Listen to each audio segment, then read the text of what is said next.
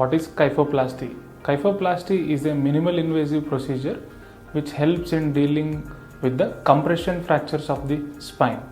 These compression fractures could be because of osteoporosis or trauma.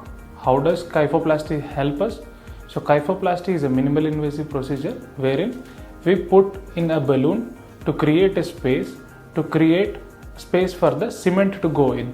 So we introduce cement into the osteoporotic vertebral fractures, which are the major cause of pain in the elderly. The cement provides the space to fill in at the fracture site.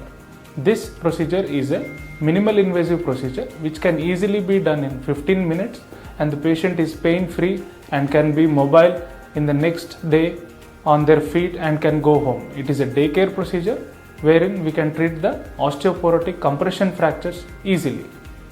What are the indications for kyphoplasty?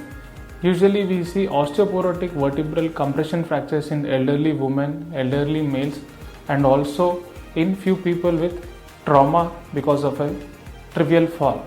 We see compression fractures who complain of excessive pain and they cannot be mobile by themselves due to the pain in a compression fracture. So these patients are treated with kyphoplasty.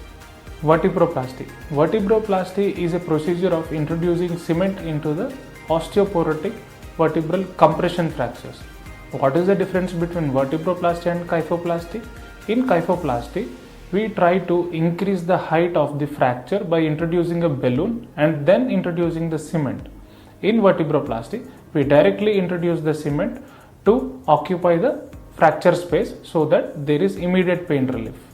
What are the complications associated with kyphoplasty or vertebroplasty? There are very few complications associated with kyphoplasty or vertebroplasty wherein we are using the cement to fill in the gap in the bone. So there can be a small leak of the cement which can be easily dealt with.